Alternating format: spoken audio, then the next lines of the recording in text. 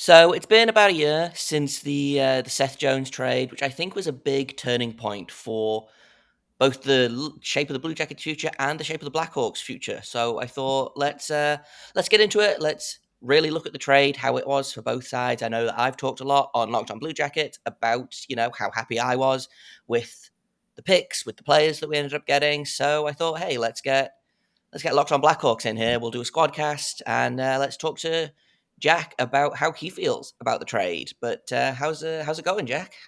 It's going good. Kind of some tough memories looking back at this trade as we've been planning this episode. I went back and reviewed it late last night, and I was just like, oh boy, this ended up working against the Blackhawks in so many different ways. So I'm a little scarred from this one. And as you've mentioned, it really has shaped the Blackhawks' future, and not particularly in a good way. It's kind of hindered their rebuild a little bit. Now, obviously, when the trade happened, Stan Bowman was still the general manager, and based on all the other moves that he had made last summer as well, he was really trying to give this team one last run, and it just ended up backfiring in the worst way possible. And now the Blackhawks are in an even tougher spot because of that. So, yeah, a little bit scarred from this one, but I am excited to get into it because there's a lot to discuss, especially from the Blackhawks side of things and what they're trying to do right now, Jay. Yeah, for sure. So I guess let's start off with just kind of breaking it down a little bit. How was Seth Jones for your team last season? So there's a lot of varying opinions on the type of season that Seth Jones had last year. Now, based on the numbers, he wound up with his second most points in his career with 51, set a new career high in assists with 46. He led the NHL in ice time with over 26 minutes per game. There were a lot of times down the second half of the season where it was getting up right around 30, sometimes even over that if the games were going to overtime. And the Blackhawks were still horrible. So I don't even want to think about how bad this team would have been without Seth Jones. And I know there are a lot of people, a lot of Blackhawks fans out there that are saying, well, Seth Jones was part of the problem. I really don't think that he was. Now, sure, he had his hiccups throughout the course of the season, especially early on. He was really struggling, I think, to get adapted to Jeremy Colleton's system that was a little bit wonky and never truly worked in his tenure here as head coach. Also just kind of getting settled, I think, with new teammates, new defensive pairings, and all that good jazz. I think that really was tough for him early on in the season, but as the year progressed, he definitely got more and more comfortable. And there were games where you could tell he was the best player on the ice with his ability to skate the puck up in the neutral zone, make things happen on the offensive side of things. For the Blackhawks, they really didn't have another defenseman with that skill set this season. And Seth was really the only guy who could provide that type of game for this team. And he did have, some times where he struggled in the defensive zone. And there's this huge debate about whether or not he truly is a number one defenseman.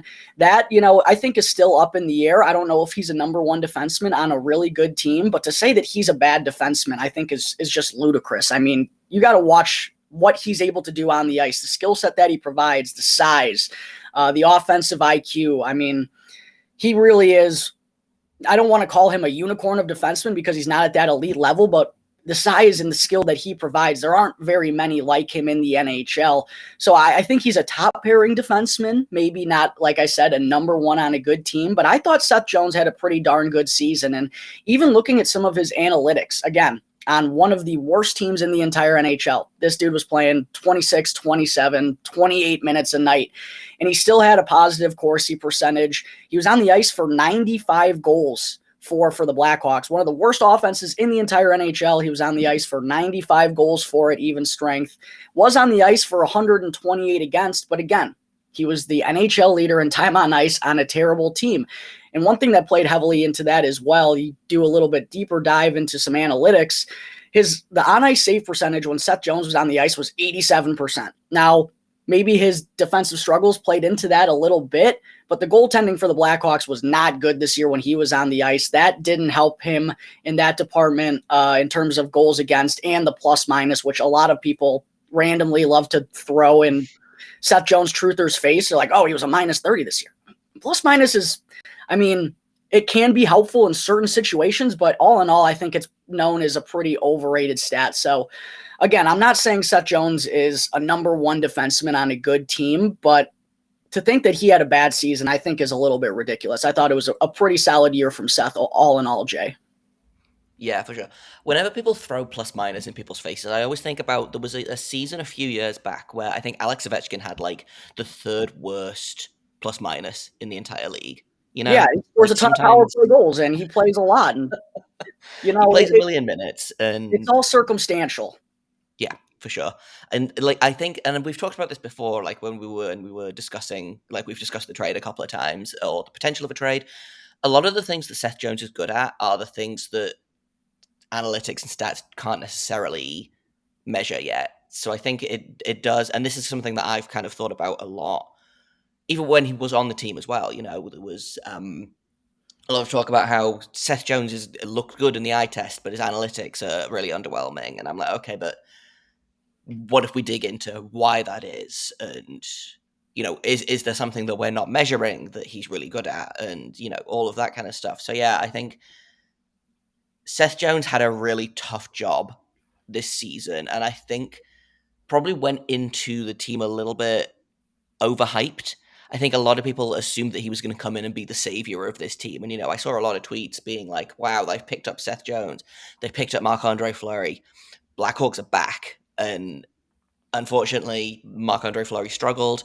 I think Seth Jones had a pretty decent season, but I think he struggled, again, just by being on a bad team. And it does feel a little bit like when we traded for Patrick Laine a couple of years ago, he had just a truly terrible first season with the Blue Jackets. And whether that's, you know, a combination of, well, he was injured for a little bit at times, he was, you know, getting used to a new team, the emotional side of being traded, the global pandemic, and then he kind of came out this season and was a point per game.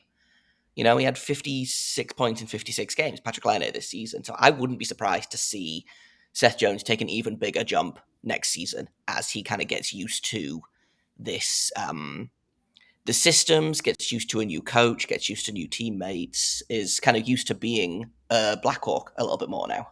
Yeah, I think that's a good point that you bring up. The expectations too can really, I think, sway people's opinions, especially when Seth Jones inks a 8-year, $9.5 million contract. I think everyone knows that was a little bit too much for Seth Jones, right? But now people are associating him with that $9.5 million number. I saw, you know, Jay Fresh Hockey on Twitter? Mm-hmm. He's been posting a bunch of polls, and he ran a poll about, they rated number one defenseman, and Seth Jones was rated by fans as the 27th best number one defenseman in the NHL. Now, there's a lot of good defensemen out there. I don't know if he's top 10, but 27th I felt like was entirely too low for what he does. And I actually tweeted out, I wonder where Seth Jones would be if he made $8 to $8.5 million, because I really think that number changes the way people view him. And also, like you said, coming into this season, there were a lot of expectations that the Blackhawks were going to be lively again. They were, you know, making moves that fans perceived and rightfully perceived to be moves that are made to try and contend, try to get back in the Stanley Cup playoffs. And then there were a bunch of things that happened early on in the season. Of course, the team went on a horrible start. I don't think they had a lead for the first 7 games or something ridiculous. And then obviously the Kyle Beach stuff as well. Like, Seth Jones was probably like, what is going on here? This is not what I signed up for when I said I'd get traded to the Blackhawks. Like, it was probably such a tough situation for him to go into. And I'm sure that probably played a part in his slowish start in his first year with the Blackhawks as well. So yeah, I think people need to be a little bit patient with Seth Jones. I know they want to see the immediate results, but time is only going to tell whether or not he truly is this type of defenseman. And it's an interesting spot for him to be in right now, right, too, because in just a year's time, I'm sure he's not very happy with the direction this team is taking, not what he signed on for at all. And with the contract that he has, it's basically unmovable. Even if he were to waive his no movement clause, I don't think the Blackhawks are going to want to retain salary for 7 or 8 years. You know what I mean? I think Seth Jones is here for the long haul, and it's going to be tough for him. So, but with that being said, I wish Blackhawks fans would just go and view him with an open opinion, like not have this preconceived notion. This actually happened earlier in the season as well. I was at a Blackhawks game, and this person I was sitting next to was just hounding him the whole game. I'm like, for what? It's just like these preconceived notions that people have of Seth Jones. It's actually kind of wild to me that because of what he signed on for, the contract that he signed, it's almost like people don't want him to succeed now. It's really weird, Jay. I can't put it into terms, but it's going to be interesting to see what happens with Seth Jones as the Blackhawks embark on this rebuild, because Patrick Kane and Jonathan Toews, the two other players that have no movement clauses, their contract is coming to an end. Seth Jones is here for the next 8 years, and I don't see that contract being moved. So that puts the Blackhawks in a kind of peculiar spot as well as they try to embark upon this full scorched earth rebuild, which is another thing we can talk about with this trade as well, how trading all these draft picks and young players have really put the Blackhawks in a worse position than they were in originally. Yeah, it's weird. It feels like the situations of the Blackhawks and the Blue Jackets have almost kind of flipped a little bit. Like, I was just talking to Tony Ferrari, draft expert, about this and how the Blue Jackets basically didn't sell the whole farm for that one playoff win against Tampa Bay in 2019, but they had I think they had two draft picks in that next draft, and it was fourth round pick and a seventh round pick, and Oof. suddenly they've turned that around, and they had three first round picks last year. They had two first round picks this year. You look at the players that they've picked up with those, and suddenly the Blue Jackets have gone from having basically nothing in the cupboard to actually maybe one of the best defensive pools in prospect pools in the NHL. Like, yeah, there are some gaps in terms of some positions, but the Blue Jackets have really kind of turned things around with a speed that I don't think anyone was expecting, and it does feel a little bit like the Blackhawks were there. It feels like if the Blackhawks had maybe had 1 to 2 more seasons of patience instead of Stan Bowman losing his mind and being like, I'm gonna trade the future for Seth Jones, and then obviously what's ended up happening is DeBrincat's gone. Brandon Hagel, who was another promising young player, has gone. Dylan Strome has gone, who, I mean, I know Blackhawk fans didn't like him very much. I've always been very high on Dylan Strome, and I know that you liked him a lot as well. It's been a strange kind of flipping of circumstances for these two teams. And I mean, fortunately for me, the Blue Jackets are on the winning side of that, I think. Unfortunately for you, I think the Blackhawks have got a little bit to go before they are even back in the situation where they're like, right, okay, we're on our way out of the rebuild now. I think it's going to be a tough couple of seasons for Blackhawks fans. Yeah, this year is going to be very gross. I'm not looking forward to it. But yeah, I mean, if you just go back and look at this trade, I mean, if you want to successfully go about a rebuild, you do what Columbus did here. I mean, this is picture perfect. Going back on the deal for those who may have forgotten, it has been a year now, or over a year a little bit. The Blackhawks acquired Seth Jones, a 2021 first-round pick, which was the 32nd overall selection, and a 2022 sixth-round pick in exchange for Adam Boqvist, a 2021 first, which was the 12th overall selection, a 2022 first, which wound up being the 6th overall selection, and a 2021 second. And now we can know what this deal is a little bit further since the draft picks have happened. The Blackhawks essentially got Seth Jones, Nolan Allen, which is who they took at number 32, which is looking like a really shaky pick, I'm not going to lie. And then the 2022 sixth-round pick they used on Dominic James, who's a young player, still playing college hockey with the University of Minnesota Duluth. But for Columbus, they wound up with Adam Boqvist. The 12th overall selection in last year's draft wound up being Cole Sillinger, who was the only player from that draft to stay in the NHL for the entirety of the season. They get the 6th overall pick this year, which they take David Jiricek, the defenseman from the Czech Republic, and then they also use that second to acquire Jake Bean, correct? Yes. Yeah, they flipped that second for Jake Bean from Carolina.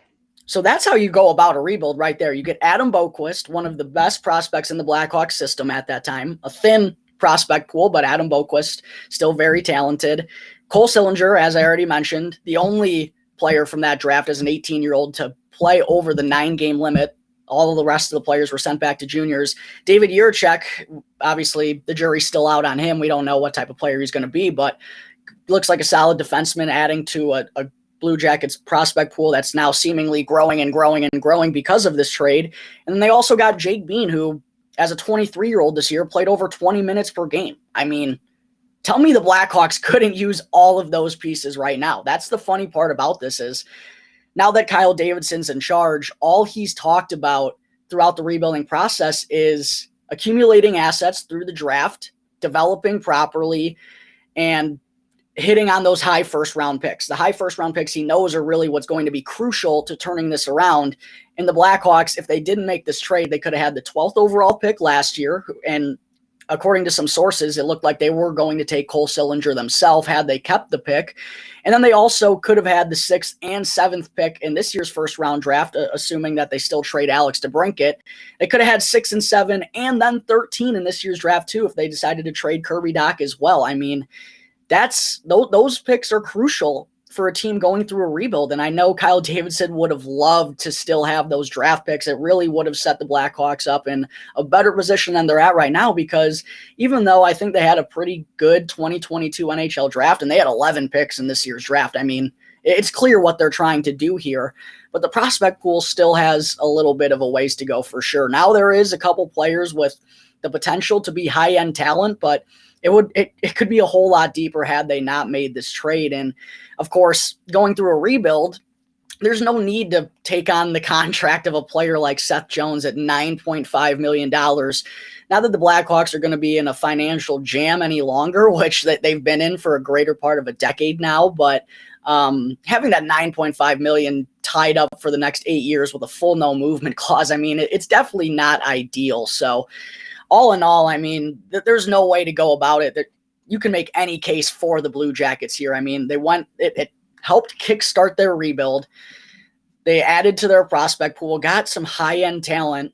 They also acquired a great young defenseman in Jake Bean, who's already taking on a major role. I mean, again, this is how you go about a rebuild. And I'm sure Kyle Davidson is spending time locked in a bathroom by himself screaming about what Stan Bowman did, because it really hindered the Blackhawks. And that's why this is going to be a 4, 5, 6 year process, because we got to build back up this prospect pool, because Stan Bowman seemingly shipped all of them out the door. So from a Blackhawks perspective, Jay, there's no other way to say it that this was a massive failure and really put them in a tough spot going forward. But getting into how this affected Columbus, I mean, like you said, you just have to be ecstatic about all the doors that it's opened. And I think having a prospect pool like this, I'm sure maybe not a huge reason, but could have been a big part of why Johnny Gaudreau decided to come here, right? Like, there is young talent here now, and there's going to be young talent coming through the system in the next few years. Like,